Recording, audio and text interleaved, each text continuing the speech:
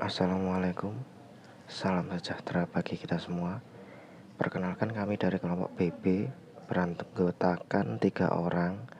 Saya sendiri Ragil Jayakusuma, kemudian ada Bapak Aditya Dwi Matovani, kemudian ada Bapak Surya Edi Gunawan. Kami akan mempresentasikan tugas akhir semester mata kuliah Otomata Bahasa dan Teknik Kompilasi dengan tema memahami konsep push down automata. Pertama-tama ada pendahuluan, latar belakang masalah. Otomata merupakan salah satu konsep dasar dalam teori komputasi yang memiliki peran penting dalam pengembangan bahasa formal dan pemrograman. Salah satu jenis otomata yang lebih kompleks dari finite automata adalah push down automata, atau juga bisa disebut PDA. PDA merupakan model matematika yang digunakan untuk mengenali bahasa bebas konteks yang lebih kompleks dari regular language. Pemahaman tentang PDA sangat penting, terutama bagi mahasiswa ilmu komputer, karena konsep ini menjadi dasar bagi perancangan parser dalam kompilator dan analisis bahasa. Kemudian ada rumusan masalah, ada 4, yaitu yang pertama, apa itu push down automata. Kedua, bagaimana cara kerja PDA. Ketiga, apa perbedaan PDA dengan finite automata. Dan yang keempat adalah dalam konteks apa PDA bisa digunakan.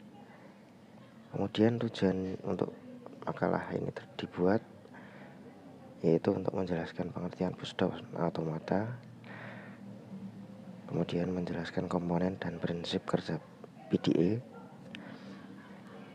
kemudian menjelaskan perbedaan PDA dengan otomata lainnya. Definisi push down automata. Push down automata atau yang disingkat PDA adalah sebuah mesin abstrak seperti finite automata, tetapi memiliki tambahan memori berupa stack.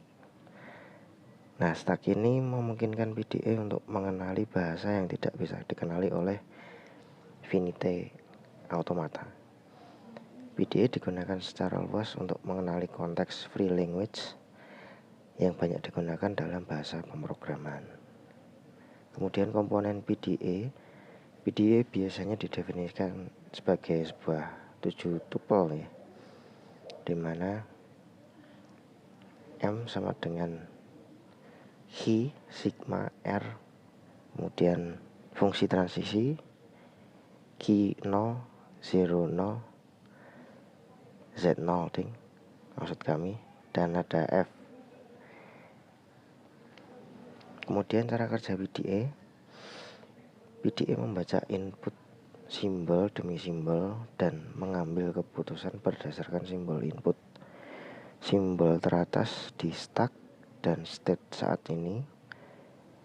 Berdasarkan itu PDA dapat 1. Berpindah state, kedua menambah simbol ke stack, push, atau menghapus simbol dari stack atau yang disebut pop, tidak melakukan perubahan pada stack, dapat juga berpindah state, kemudian menambah simbol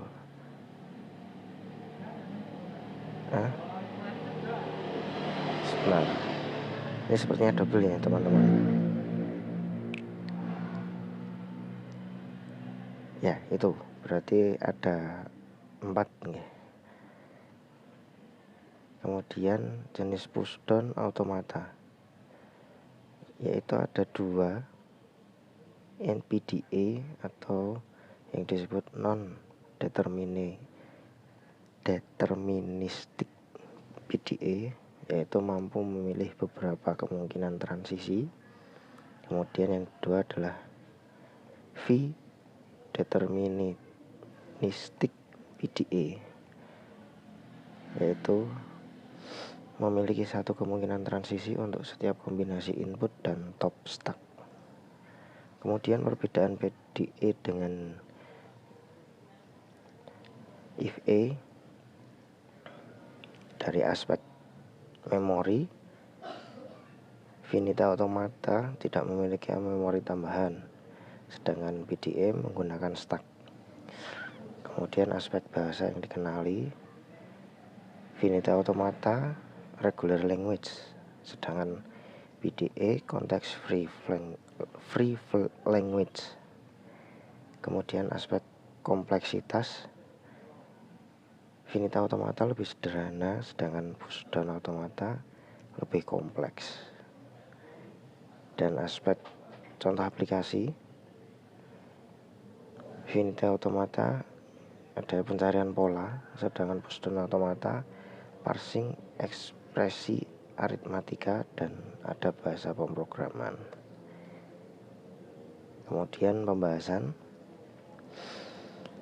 contoh PDE untuk bahasa palindrom.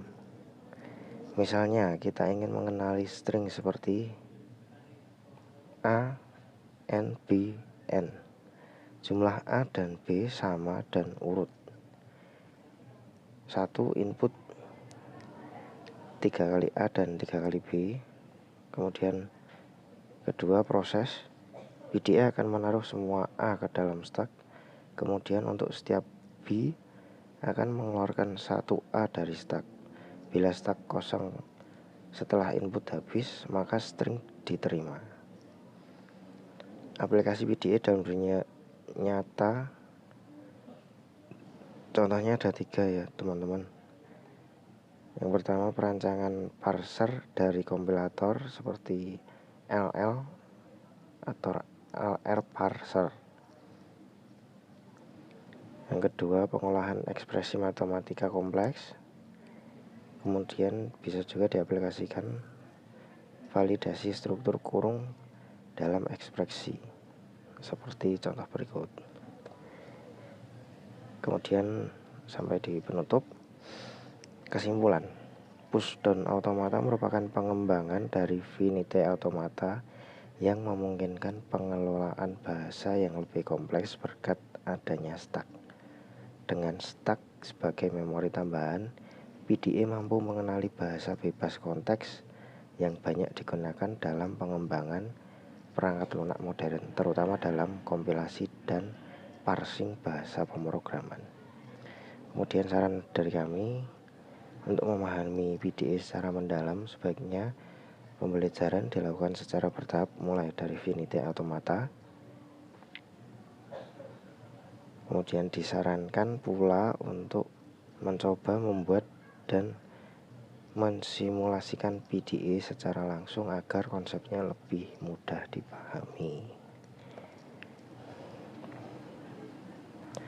Demikian presentasi dari kelompok kami. Jika terdapat kekeliruan dalam tutur kata dan bahasa kami, mohon maaf. Dan terima kasih atas perhatiannya. Wassalamualaikum warahmatullahi wabarakatuh.